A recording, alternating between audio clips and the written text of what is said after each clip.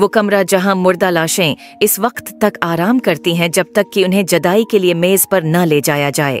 Medical का एक तालिब इल्म इससे बखूबी वाकिफ है। हम अपने ख्याली खौफ और तनाव को इन जिस्मों से जोड़ देते हैं। हम उन्हें एक मुख्तलिफ दुनिया से जोड़ते हैं, मौत के बाद की दुनिया। लेकिन मेडिकल के तालिब इल्म के लिए लाशों से निमटना मामूल का हिस्सा है। ये इसका मुतालिया है, पेशा है। आइए एक मेडिकल के तालिब इल्म का तजर्बा इनके अपने अल्फाज में सुनते हैं।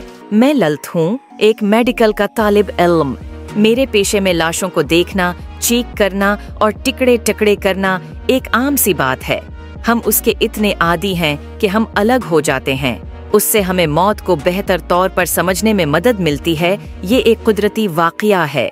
मौत के बाद की जिंदगी हमारे लिए एक नामुमकिन और बचगाना तस्वर है।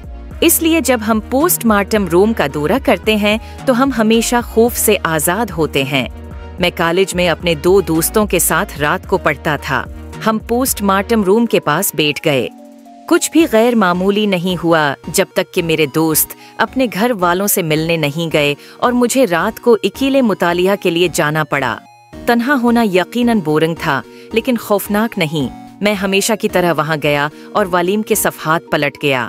मुझे याद नहीं कि कितना वक्त गुजर गया, लेकिन एक आवाज ने मुझे अपने ट्रांस से जगाया। पोस्टमार्टम रूम से आवाज आई।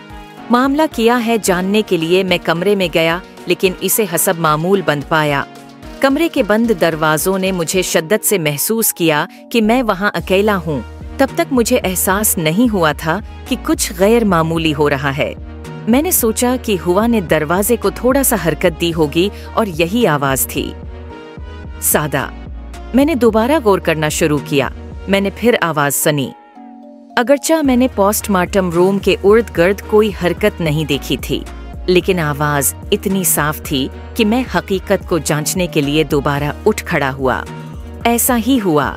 मैं बंद दरवाजों के सामने खड़ा था और वहां किसी के हिलने का कोई निशान नहीं था। मैं दोबारा पढ़ाई में वापस आया, लेकिन इस बार मैं थोड़ा घबराया हुआ था। मैं मुजस्सिस था और आवाज का मंबा जानने के लिए थोड़ा सा घबरा गया, और मुझे यकीन था कि किसी तरह मैं उसे दोबारा सुनूंगा। और मैंने सुना। इस बार मैंने कमरा खोलने का फैसला किया और मैंने उसे देखा। वहां एक आदमी बैठा था। इसकी नाक और आंखें खून से लिथड़ी हुई थीं। रात की इतनी अजीब घड़ी में इस तरह किसी को देखना मेरे लिए बहुत गैर मुतवक्का था।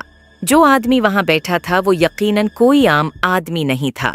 मंजर में कुछ भी नॉर्मल नहीं था और मैं उसे महसूस कर सकता था।